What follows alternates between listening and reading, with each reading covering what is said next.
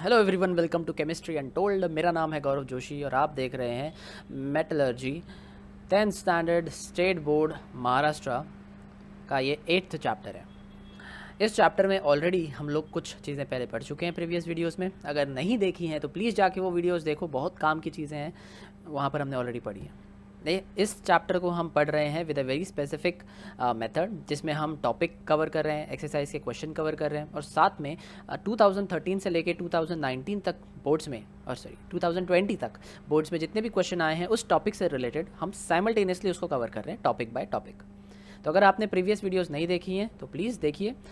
हम already physical properties पढ़ चुके हैं मेटल्स एंड नॉन मेटल्स का, फिर हमने केमिकल प्रॉपर्टीज़ पढ़ा metals and non metals, ionic compound खत्म हो गया है। हम पढ़ रहे थे मेटलर्जी। मेटलर्जी में भी कुछ टॉपिक्स हमने ऑलरेडी ख़त्म कर दिए थे। मेटलर्जी में हमने मिनरल ओर, ये 2 टॉपिक ख़त्म कर दिए थे। हम कॉन्सेंट्रेशन ऑफ ओर पढ़ रहे थे। कॉन्सेंट्रेशन ऑफ ओर में जो अलग अलग मेथड्स हैं उसमें से हमने 3 methods, that is Wilfley table method, hydraulic separation method, magnetic separation method complete कर दिया था। अब आए थे हम फ्रोथ फ्लोटेशन मेथड पे। इसके बाद हम पढ़ेंगे लीचिंग और फिर कॉन्सेंट्रेशन ऑफ ओर ख़त्म हो जाएगा। उससे पहले आपको कुछ चीज़ें पहले से पता होनी चाहिए कि जब भी हमारे इंडस्ट्री में हमारे पास कोई मेटल आता है तो वो ओर के फॉर्म में आता है। ओर के साथ कुछ कचरा भी आता है जिसे हम गैंग कहते हैं, गंगुई या गंगू नहीं कहते हैं। ये गैंग और ओर को सेपरेशन का जो मेथड होता है ताकि हम ओर को सेपरेट कर दें हमारे कचरे में से, उस मेथड को कहा जाता है concentration of ore. One of the method is froth flotation method. अब ये जो मेथड है ये काफ़ी इंपॉर्टेंट मेथड है, इसका डायग्राम काफ़ी इंपॉर्टेंट है, एग्जाम्स में आने के चांसेस हैं। Let's understand this method. In this method we have a बड़ा सा tank, you can see there is a big tank over here. इस टैंक के अंदर पानी भर देंगे और भर देंगे हम ऑयल। ऑयल, क्योंकि इस टॉपिक का नाम है फ्रोथ फ्लोटेशन मेथड। फ्रोथ का मतलब होता है झाग, झाग या फिर जिसे हम फोम कह सकते हैं, एक तरीके से टाइप ऑफ फोम। तो जब झाग बनाना है हमको इसके अंदर तो हमको ऑयल डालना पड़ेगा फ्रोथ बनाने के लिए। फ्रोथ बनाने के लिए हम कुछ स्पेशल टाइप का ऑयल यूज़ करेंगे, जैसे कि पाइन ऑयल, यूकलिप्टस ऑयल। ये दोनों ऑयल डालने से क्या होगा, पानी को जब हम चर्न करेंगे, एजिटेट करेंगे, मतलब उसके अंदर एक ऐसा एजिटेटर डाल देंगे जो कि यहाँ पर रोटेट करने वाला है। एक तरीके का ये पंखा जैसा होता है पानी के अंदर जो कि रोटेट करेगा तो पानी में झाग बनेंगे जो कि किसके होंगे, पाइन ऑयल या तो फिर यूकलिप्टस ऑयल के।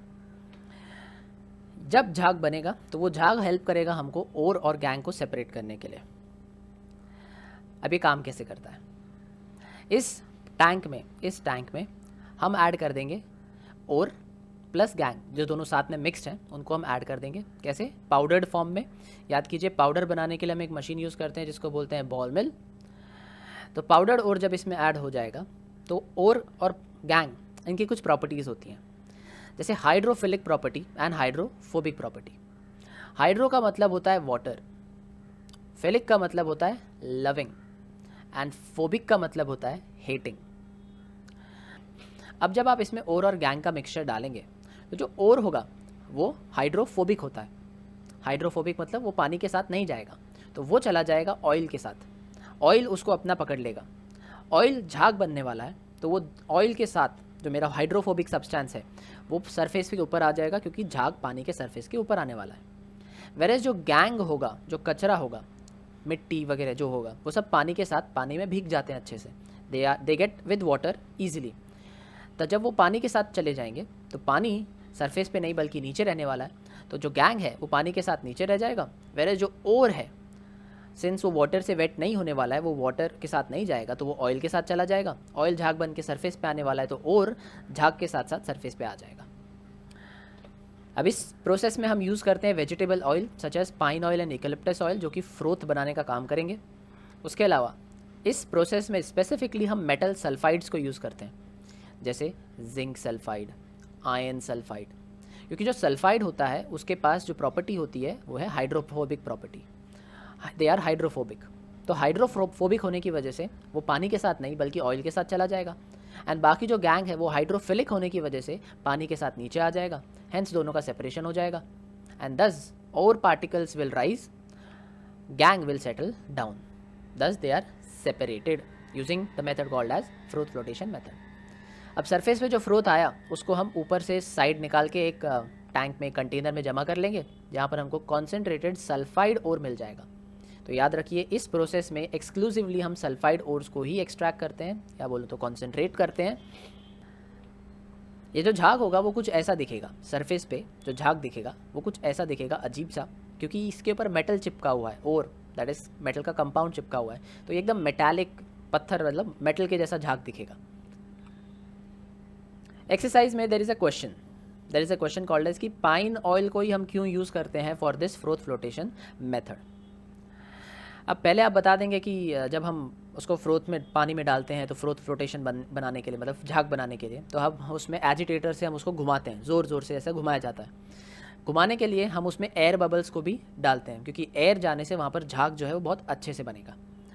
अब जो मिनरल पार्टिकल्स हैं, मिनरल पार्टिकल्स जो होते हैं वो और उनमें प्रेजेंट होता है, तो वो ऑयल के साथ चले जाते हैं, वेरेज जो गैंग के पार्टिकल्स हैं वो पानी के साथ चले जाते हैं, क्योंकि वो हाइड्रोफिलिक होते हैं। एंड मिनरल मतलब हमारा जो ओर है वो हमारा हाइड्रोफोबिक है, तो वो ऑयल के साथ चला जाएगा। So this is the reason why we use pine oil for this froth flotation का process. Next method is of leaching. See leaching is also another important method. Leaching समझने के लिए आपको एक क्वेश्चन का आंसर देना पड़ेगा कि अगर मैं आपको एक मिक्सचर दे दूँ सॉल्ट का, नमक का एंड सॉइल का, या सैंड का, रेत का, अगर मैं आपको सॉल्ट और रेत मिक्स करके दे दूँ और आपसे पूछूँ इनको सेपरेट कैसे करोगे, लाइक सॉइल को और सैंड को आप सेपरेट कैसे करोगे, सॉल्ट एंड सैंड को आप सेपरेट कैसे करोगे, तो आप कुछ दिमाग लगाइए और बताइए।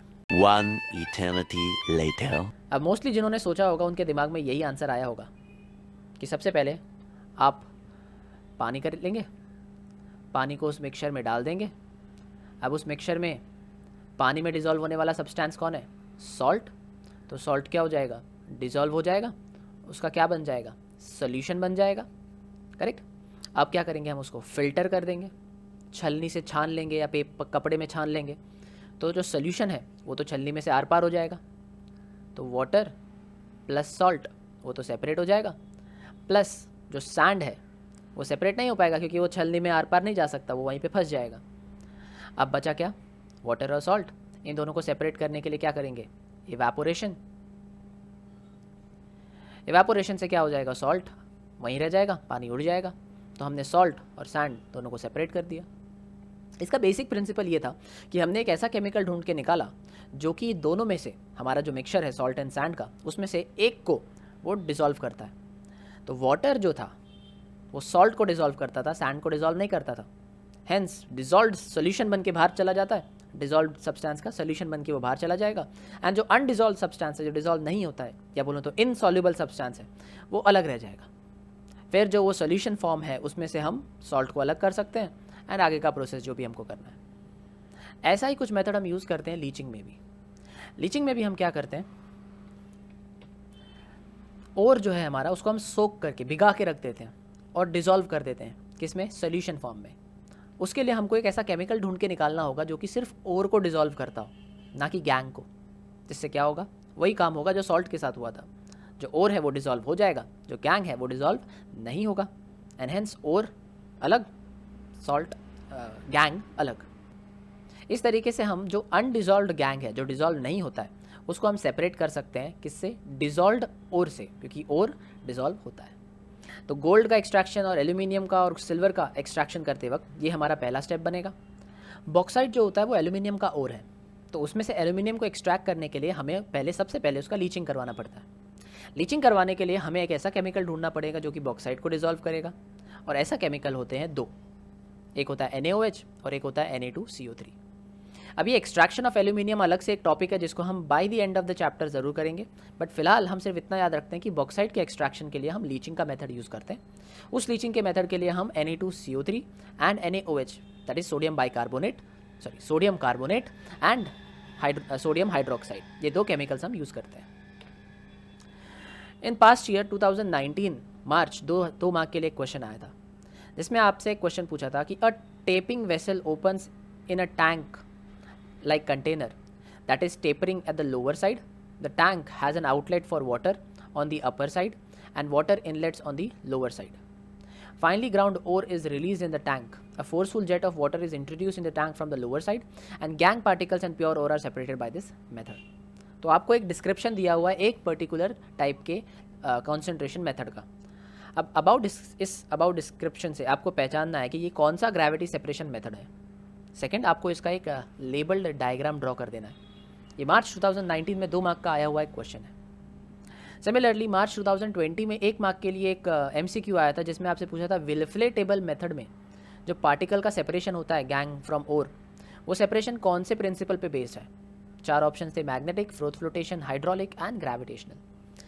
इन दोनों ही आंसर को हम ऑलरेडी डिस्कस कर चुके हैं। अब मैं ये आपकी समझ पे छोड़ता हूँ कि आप पहले वाले का डिस्क्रिप्शन पढ़ के पहचानें कि ये कौन सा मेथड है, दूसरे वाले का तो आना ही चाहिए।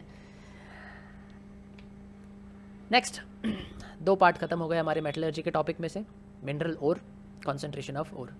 हमने 5 मेथड पढ़े कॉन्सेंट्रेशन के। अब उन 5 मेथड को हमें याद रखना है, आने वाले टॉपिक्स में काम आएगा। अब हम कुछ मेटल्स को एक्सट्रैक्ट करेंगे, जैसे reactive, moderately reactive and less reactive metals. In metals को हम एक्सट्रैक्ट करने का ट्राई करेंगे और उनका मेथड क्या होता है, लाइक कैसे एक्सट्रैक्ट किया जाता है उनको, हम वो पढ़ने का ट्राई करेंगे। सबसे पहले हम देखते हैं कि जो रिएक्टिव मेटल्स होते हैं, हाईली रिएक्टिव मेटल्स होते हैं जैसे सोडियम, पोटेशियम, इनको हम कैसे एक्सट्रैक्ट करते हैं। टेक्स्ट बुक में हमें सिर्फ इतना बताया हुआ है कि इन मेटल्स को एक्सट्रैक्ट करने के लिए हम इलेक्ट्रोलाइसिस का मेथड यूज़ करते हैं, जो क्योंकि ये मेटल्स हाईली रिएक्टिव हैं तो डायरेक्ट इलेक्ट्रोलाइसिस से हम इनको एक्सट्रैक्ट कर सकते हैं, उनका डायरेक्ट सेपरेशन हो जाएगा। एग्जाम्पल के लिए इनको बोला गया है कि हम सोडियम, पोटेशियम, एल्यूमिनियम, ये कुछ ऐसे मेटल्स हैं जिनको हम इलेक्ट्रोलाइसिस से भी एक्सट्रैक्ट कर सकते हैं। अब सोडियम और पोटेशियम जो है वो तो हाईली रिएक्टिव मेटल है, तो हम इनका डायरेक्ट इलेक्ट्रोलाइसिस कर सकते हैं। हमें इनका एक कंपाउंड लेके आना होगा, उसको मेल्ट करना होगा, फिर जब हम इलेक्ट्रोलाइसिस करेंगे तो ये सेपरेट हो जाएंगे। इलेक्ट्रोलाइसिस कैसे करते हैं ये आप ऑलरेडी 9th स्टैंडर्ड में पढ़ चुके हैं, बट फिर भी मैं एक बार क्विकली रिवाइज करवा दूंगा ताकि आपको याद आ जाए। जहाँ तक बात रही एल्यूमिनियम की, तो एल्यूमिनियम बहुत ज़्यादा हाईली रिएक्टिव मेटल नहीं है, बट उसका भी हम मेथड जब हम एक्सट्रैक्ट करते हैं तो उस मेथड में भी हमें इलेक्ट्रोलाइसिस करवाना पड़ता है। अब वो कैसे करवाते हैं वो हम पढ़ेंगे जब हम एक्सट्रैक्शन ऑफ एल्यूमिनियम हम पढ़ेंगे। उससे पहले इलेक्ट्रोलाइसिस कैसे होता है ज़रा आप ये समझने का कोशिश कीजिए। एग्जाम्पल के लिए मैं एक कंटेनर ले लेता हूँ और मैं एक्सट्रैक्शन कर रहा हूँ सोडियम का। मुझे चाहिए सोडियम मेटल। सोडियम मेटल को एक्सट्रैक्ट करने के लिए आप गेस कीजिए कि कौन सा हम एज एन ओर यूज़ कर सकते हैं, कौन सा कंपाउंड हम एज एन ओर यूज़ कर सकते हैं जिससे कि हमें सोडियम मेटल ईजिली एक्सट्रैक्ट करके मिल जाए। One eternity later. एक ऐसा कंपाउंड जो कि बहुत इजीली मिल जाए, बहुत ज़्यादा क्वांटिटी में मिले और उसमें कचरा भी थोड़ा कम हो, लाइक गैंग कम हो, ताकि वो कॉन्सेंट्रेशन वगैरह का प्रोसेस थोड़ा कम पड़ जाए। तो ऐसा एक ही मटेरियल मेरे दिमाग में आता है, वो है NaCl, sodium chloride. Salt pants में बहुत ज़्यादा क्वांटिटी में मिल जाता है, समुद्र में तो भरा पड़ा है तो ईजिली अवेलेबल है। उसके अलावा एक्सट्रैक्शन करते वक्त इसमें कचरा ज़्यादा नहीं होता है क्योंकि हम इसको इवापोरेशन से डायरेक्ट पानी उड़ा सकते हैं, एंड जो कचरा होगा उसको भी हम ईजिली सेपरेट कर सकते हैं पानी में डिज़ोल्व करके, जैसे हमने सॉल्ट में से सैंड को सेपरेट करने का मेथड देखा था। तो इसका कॉन्सेंट्रेशन थोड़ा सा ईजी हो जाता है, लीचिंग वाला प्रोसेस हम कर सकते हैं, लीचिंग जैसा मेथड। अब इसका मुझे सोडियम क्लोराइड में से सोडियम को अलग करना है। फिजिकली पॉसिबल नहीं है क्योंकि ये दोनों के बीच में एक इलेक्ट्रोस्टैटिक बॉन्ड है, आयोनिक बॉन्ड है, तो उसके लिए मुझे केमिकल मेथड से ही सेपरेट करना पड़ेगा। सबसे पहले मैं क्या करूँगा, इस NaCl को मैं मेल्ट कर दूंगा, क्योंकि इलेक्ट्रोलाइसिस करने के लिए हमें आयनिक कंपाउंड्स को लिक्विड फॉर्म में लेके आना पड़ता है। अब चाहे पानी में डिज़ोल्व करो या आप चाहो तो उसे मेल्ट कर दो। मेल्ट करने के लिए मुझे 800 डिग्री सेल्सियस का टेम्परेचर लगेगा। यहाँ पर मैंने मोल्टन NaCl इस कंटेनर में डाल दिया, मेल्ट किया हुआ NaCl। इस कंटेनर में आई डिप 2 रॉड्स, 2 हम ऐसे रॉड्स डिप कर देते हैं। मान लीजिए ये 2 रॉड्स हैं जिनको हम ऐसा डिप कर देते हैं। इन रॉड्स को हम कनेक्ट कर देंगे बैटरी से। बैटरी में एक टर्मिनल होता है पॉजिटिव, एक होता है नेगेटिव। जो पॉजिटिव टर्मिनल होता है उसको हम बड़े वाले डंडे से शो करते हैं, नेगेटिव वाले को छोटे वाले डंडे से। एक रॉड, ये जो है रॉड, ये होते हैं हमारे इलेक्ट्रोड्स। अभी जो इलेक्ट्रोड्स होते हैं ये मेनली ग्राफाइट के बनते हैं। आपने 9th स्टैंडर्ड में पढ़ा है कि ग्राफाइट का एक यूज़ है टू मेक इलेक्ट्रोड्स। जो इलेक्ट्रोड पॉजिटिव टर्मिनल से कनेक्टेड है उस इलेक्ट्रोड पे पॉजिटिव चार्ज होगा क्योंकि वो पॉजिटिव टर्मिनल से कनेक्टेड है, एंड हेंस ऐसे इलेक्ट्रोड को हम बोलते हैं anode. Positive electrode is called as anode, whereas जो नेगेटिव टर्मिनल से कनेक्टेड है वो उस पर नेगेटिव चार्ज होगा, एंड ऐसा एनोड को हम बोलते हैं, ऐसे इलेक्ट्रोड को हम बोलते हैं cathode. So negatively charge cathode, positively charge anode. जैसे ही हम करंट ऑन करेंगे तो जो NaCl है, NaCl उसमें से Na plus and Cl minus के फॉर्म में रहता है, दोनों आयॉन्स के फॉर्म में रहेंगे। सिंस वो लिक्विड में आ गए तो उनके आयॉन्स बन जाएंगे। ये जो आयॉन्स है ये माइग्रेट कर सकते हैं। ये क्या कर सकते हैं? They can migrate. माइग्रेट यानी अब ये मूव कर सकते हैं, क्योंकि लिक्विड में फिर भी इंटरमोलिकुलर स्पेसेस ज़्यादा होती हैं, तो उनके लिए मोशन के लिए उनके पास जगह होती है। अब जब ये माइग्रेट कर सकते हैं तो जो पॉजिटिव वाला है वो अट्रैक्ट होगा towards the negative electrode, and जो नेगेटिव वाला आयन है वो इलेक्ट्रोड वो जाएगा टुवर्ड्स द पॉजिटिव इलेक्ट्रोड। अब जो पॉजिटिव आयन है उसके पास Na+ है, मतलब उसके ऊपर पॉजिटिव चार्ज है। वो जब नेगेटिव इलेक्ट्रोड पे जाएगा तो हमने देखा है नेगेटिव इलेक्ट्रोड पे बहुत सारे इलेक्ट्रॉन्स होते हैं, क्योंकि वो नेगेटिव टर्मिनल से कनेक्टेड है। पॉजिटिव आयन उससे एक इलेक्ट्रॉन ले लेगा और बन जाएगा Na सॉलिड, क्योंकि पॉजिटिव एक इलेक्ट्रॉन ले ले तो उसका पॉजिटिव चार्ज चला जाएगा, हैंस वो न्यूट्रल मेटल बन जाएगा। तो मतलब मुझे यहाँ पर कैथोड पे बाहर मेटल का डिपोजिशन दिखाई देगा। ऐसा मेटल्स जो है ना उसके बाहर बाहर सरफेस पे डिपॉजिट होने लगेगा। ऑन द कॉन्ट्ररी जो नेगेटिव आयन था वो जाएगा पॉजिटिव इलेक्ट्रोड के पास। पॉजिटिव इलेक्ट्रोड में इलेक्ट्रॉन्स की बहुत कमी है, वहाँ पर इलेक्ट्रॉन्स कम है, हैंस नेगेटिव आयन अपना इलेक्ट्रॉन उसको दे देगा। जब वो उसको इलेक्ट्रॉन दे देगा तो वो बन जाएगा न्यूट्रल, एंड जो इलेक्ट्रॉन है वो बाहर चला गया रॉड में, सोल्यूशन से बाहर रॉड में चला गया। अब ऐसे दो Cl- आयन मिलके बनाते हैं Cl2 गैस, दो इलेक्ट्रॉन लूज करके। ये जो Cl2 गैस है ये यहाँ इस एनोड के पास से बाहर निकलता हुआ ऐसा दिखाई देगा बबल्स के फॉर्म में। तो you can C Cl2 gas coming out. हमें चाहिए था सोडियम मेटल जो हमें कैथोड पे डिपॉजिट मिल गया by the simple process called as electrolysis, and this is the reaction for electrolysis of NaCl. I hope I am clear with electrolysis of NaCl. Similarly आप KCl का भी electrolysis कर सकते हैं ताकि आपको उससे पोटेशियम मिल जाए। जितने भी रिएक्टिव मेटल्स हैं हम उनको ईजिली इलेक्ट्रोलाइसिस के थ्रू एक्सट्रैक्ट कर सकते हैं। टेक्स्ट बुक में इलेक्ट्रोलाइसिस के ऊपर कोई बहुत बड़ा डिटेल्ड पैराग्राफ नहीं दिया है, तो हमें ज़्यादा टेंशन लेने की ज़रूरत नहीं। बेसिक चीज़ अगर हमें पता रहे कि इलेक्ट्रोलाइसिस क्या होता है, कैसे होता है, जो कि 9th स्टैंडर्ड में ऑलरेडी दिया है, तो भी कोई क्वेश्चन आया तो हम उसको ईजिली डील कर सकते हैं। अब एक चीज़ समझते हैं कि जब हम एक्सट्रैक्शन करेंगे किसी भी मेटल का, जिसमें रिएक्टिव वाले का तो हमने देख लिया कि उसका हमें इलेक्ट्रोलाइसिस कर देना डायरेक्ट, ज़्यादा टेंशन लेने की ज़रूरत नहीं। बाकी जो मॉडरेटली रिएक्टिव मेटल होंगे या लेस रिएक्टिव मेटल होंगे, उनका एक्सट्रैक्शन करते वक्त हमारे दिमाग में क्या होना चाहिए, what should be the aim of extraction that we are going to do. देखिए हमारे पास आफ्टर कॉन्सेंट्रेशन से पहले, कॉन्सेंट्रेशन से पहले हमारे पास ओर प्लस गैंग होता है, जिसमें ओर और गैंग कचरा सब मिक्स होता है। तो सबसे पहले हम क्या करते हैं, उसका कॉन्सेंट्रेशन करते हैं ताकि जो गैंग वाला पार्ट है ये निकल जाए, जिसके हमारे पास 5 मेथड हैं जो हमने ऑलरेडी देख लिए। आफ्टर कॉन्सेंट्रेशन हमारे पास आता है प्योर ओर, ऑलमोस्ट प्योर ओर। अभी जो प्योर ओर है ये बेसिकली क्या है, एक मेटल का कंपाउंड है। अब ये कंपाउंड अलग अलग फॉर्म में हो सकता है, मेटल ज़रूरी तो ना एक ही टाइप का कंपाउंड बनाए। ये जो कंपाउंड है ये ऑक्साइड के फॉर्म में हो सकता है, ये कंपाउंड कार्बोनेट के फॉर्म में हो सकता है, ये कंपाउंड सल्फाइड के फॉर्म में हो सकता है। मेटल का ऑक्साइड, मेटल का कार्बोनेट, मेटल का सल्फाइड। अब वो अलग अलग मेटल का अलग अलग कंपाउंड होता है। हम एक जनरल आइडिया लेते हैं कि हमारे पास जो मेटल आएगा, चाहे वो आयन हो, जिंक हो या मैग्नीशियम हो, वो सब कैसे रहेंगे, ऑक्साइड, कार्बोनेट या सल्फाइड में से कोई एक फॉर्म में होंगे। और भी फॉर्म हो सकता है, बट हमारे लिए ये 3 मेन फॉर्म्स हैं जिसमें ज़्यादातर जो ओर्स हैं वो मिलते हैं। अगर मेरा सब्सटेंस या मेरा प्योर ओर जो ओर है वो ऑक्साइड के फॉर्म में है तो मेरी चांदी, क्योंकि ऑक्साइड में से मेटल को एक्सट्रैक्ट करना बहुत आसान होता है। Example Fe2O3। Fe2O3 में ऑक्साइड है आयन का, मुझे बस क्या करना है, इसका रिडक्शन करना है। क्या रिडक्शन, इसके लिए हम क्या डालेंगे, उसके अंदर एक रिड्यूसिंग एजेंट डाल देंगे, क्योंकि रिडक्शन करवाने के लिए रिड्यूसिंग एजेंट लगता है। हम यूज़ करते हैं carbon as a reducing agent. क्यों कार्बन, कैसे कार्बन, वाई कार्बन, कैसे, वो सब हम हायर स्टैंडर्ड्स में पढ़ेंगे, बट फिलहाल याद रखेंगे कि हम कार्बन यूज़ करते हैं। फ्री कार्बन क्या करेगा, जाके इस Fe2O3 में से ऑक्सीजन को एक्सट्रैक्ट कर देगा, निकाल देगा। तो हाइड्रोजन, ऑक्सीजन लॉस हो गया, ऑक्सीजन लॉस हो गया तो बचा सिर्फ मेटल, हो गया मेरा extraction, I got my metal. तो ऑक्साइड अगर मेरे पास है तो मुझे टेंशन लेने की ज़रूरत नहीं, I have to do directly reduction. Reduction करना है, मुझे मेरा मेटल मिल जाएगा, क्योंकि रिडक्शन में ऑक्सीजन निकल जाता है, तो ऑक्साइड में से ऑक्सीजन गया तो बचा सिर्फ मेटल। अगर मेरे पास कार्बोनेट या सल्फाइड है तो मुझे एक स्टेप ज़्यादा करना पड़ेगा।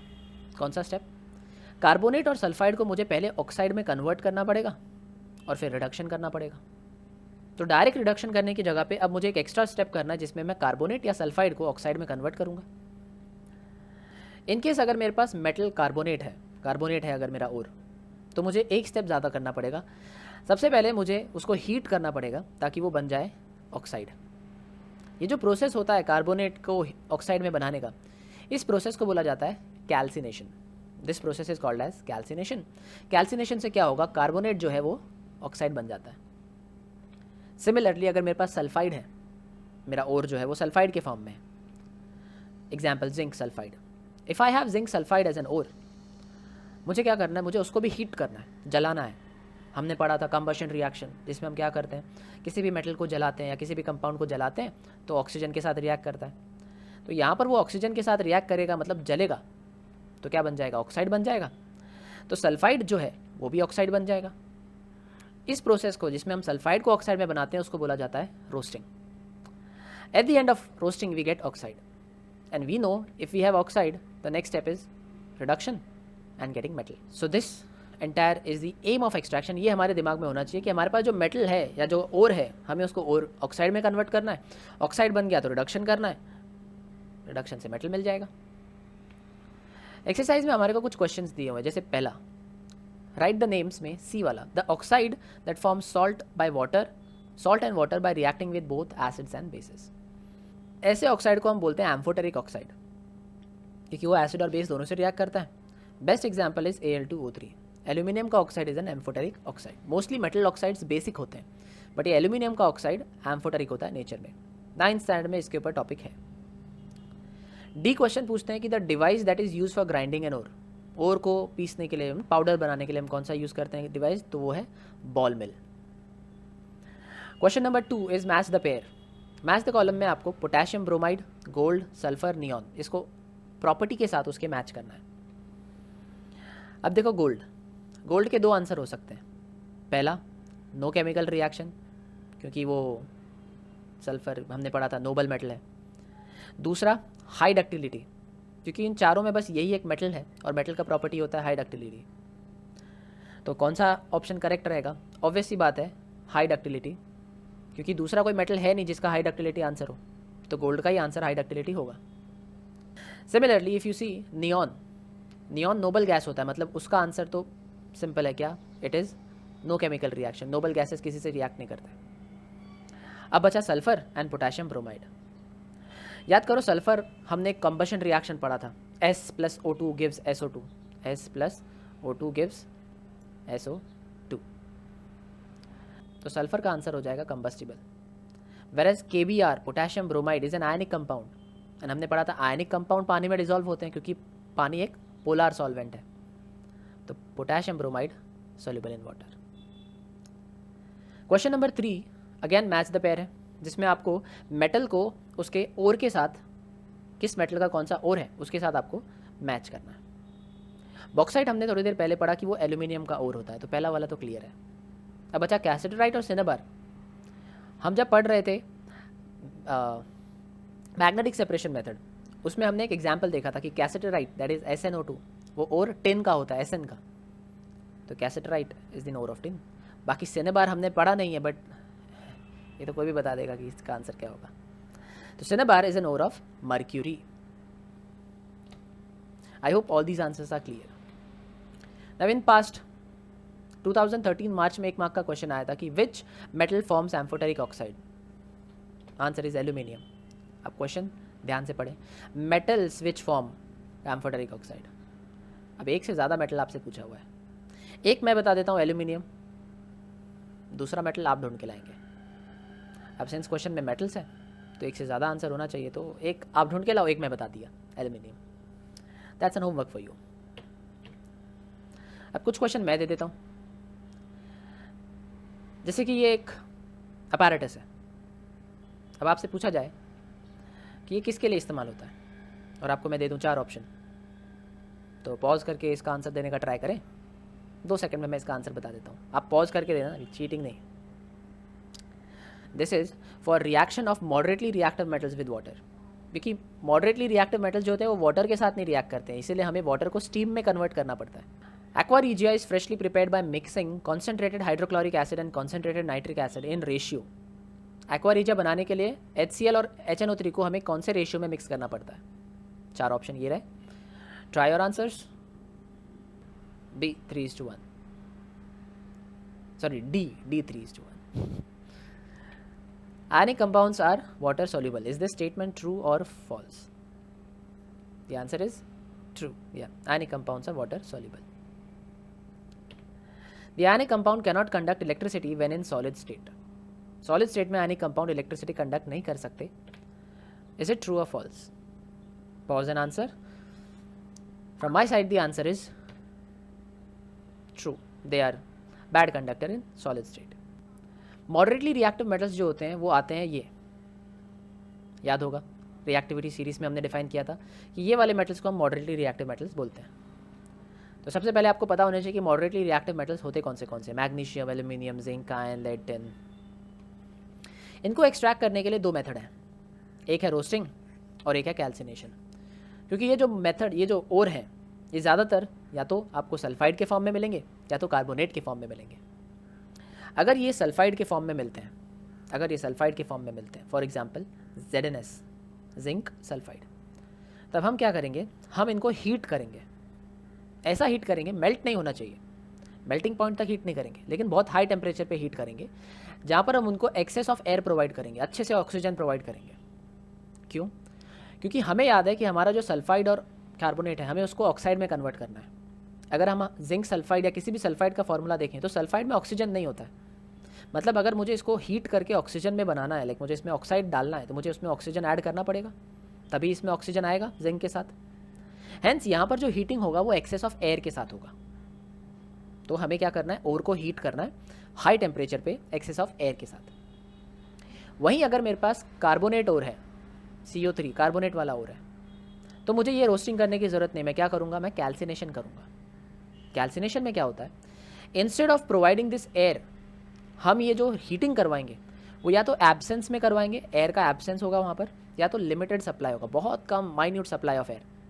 कारण CO3 में ऑलरेडी, अगर मेरे पास एक मेटल का कार्बोनेट है जैसे जिंक कार्बोनेट है, तो CO3 में ऑलरेडी ऑक्सीजन है, मुझे एक्सेस ऑक्सीजन इसको प्रोवाइड करने का ज़रूरत नहीं. इसी का ऑक्सीजन मैं जिंक को दिलवा के जिंक ऑक्साइड बनवा सकता हूँ. हेंस ऑक्सीजन इस प्रोसेस में एब्सेंट रहता है, तो no oxygen is present while heating zinc carbonate. तो कार्बोनेट ओर्स में कैल्सिनेशन करते वक्त हीटिंग करेंगे हाई टेम्परेचर पे, लेकिन ऑक्सीजन प्रोवाइड नहीं करेंगे उनको, ताकि वो ऑक्साइड में कन्वर्ट हो जाए. सल्फाइड ओर जब हीट होता है और ऑक्साइड बनता है, तब जो बाय प्रोडक्ट बनता है वो होता है सल्फर का ऑक्साइड. रीज़न, बिकॉज जिंक के साथ सल्फर था, सल्फर हट के ऑक्सीजन आ गया, तो सल्फर बन के थोड़ी ना बाहर जाएगा, वो भी ऑक्सीजन को ले लेगा और सल्फर ऑक्साइड बन के बाहर जाएगा. अब ये जो मेथड है ये सल्फाइड ओर्स के लिए ही स्पेसिफिकली यूज़ करते हैं हम. कौन सा? रोस्टिंग का method is specifically use for sulphide ores, and by product जो फॉर्म होता है वो होता है सल्फर डाइऑक्साइड. कैल्सिनेशन का जो मेथड है वो हम कार्बोनेट ओर्स के लिए यूज़ करते हैं. अब कैल्शियम कार्बोनेट या जिंक कार्बोनेट का एग्जाम्पल ले लो आप, तो इसमें जब आप हीट करोगे बिना ऑक्सीजन के, तो जो CO2 है, जो CO3 है, उसमें से CO2 अलग हो जाएगा, कार्बन डाइऑक्साइड गैस है, बाहर निकल जाएगा. बचा इस CO3 का एक ऑक्सीजन और जिंक, वो बन जाएगा जिंक ऑक्साइड. तो आपको ऑक्साइड मिल गया. बाय प्रोडक्ट यहाँ पर क्या था? Carbon dioxide. तो कैल्सिनेशन का by product is carbon dioxide और बचेगा सिर्फ मेटल ऑक्साइड. तो याद क्या रखेंगे, कार्बोनेट ओर के लिए हम यूज़ करते हैं कैल्सिनेशन का मेथड, जिसमें बाय प्रोडक्ट होता है कार्बन डाइऑक्साइड. दोनों का मेन प्रोडक्ट तो मेटल ऑक्साइड है, बाय प्रोडक्ट होता है carbon dioxide in calcination use for carbonate ores. On the contrary, roasting is use for sulphide ores. Sulphide का by product will be sulphur dioxide. दोनों के reactions यहाँ पर mention किए हुए हैं, इन रिएक्शंस को बाय हार्ट करने का ट्राई कीजिए, अच्छा होगा. सो आई होप आपको पता चला कि मॉडरेटली रिएक्टिव मेटल्स अगर एक्सट्रैक्ट करने हैं तो वो कैसे करेंगे. बट मुझे एक बात बताइए, अगर मान लो मैं किसी दिन जिंक एक्सट्रैक्ट करने का सोचता हूँ जिंक के सल्फाइड में से, तो सबसे पहले तो मुझे जिंक सल्फाइड का कॉन्सेंट्रेशन करना पड़ेगा, क्योंकि जब तक गैंग नहीं निकलेगा तब तक आगे का प्रोसेस पॉसिबल नहीं है. तो इस कॉन्सेंट्रेशन के लिए आपको क्या लगता है कि कौन सा कॉन्सेंट्रेशन का मेथड सबसे अच्छा रहेगा if I have zinc sulphide as my ore? I leave this question up to you. थोड़ा दिमाग लगाओ, जितना पढ़ा है उस पर थोड़ा सोचो एंड मुझे आंसर बताना इन दी कमेंट बॉक्स. अब बारी आती है कि सबको ऑक्साइड तो बना दिया, ऑक्साइड से मेटल कैसे बनेगा? तो याद कीजिए, oxide metal, metal oxide, oxide निकालो, मेटल बन गया. ऑक्साइड निकालो मतलब ऑक्सीजन निकालो, ऑक्सीजन निकालो मतलब रिडक्शन। तो अब हर प्रोसेस से जो भी मेटल ऑक्साइड बनाएंगे उसका रिडक्शन करना पड़ेगा।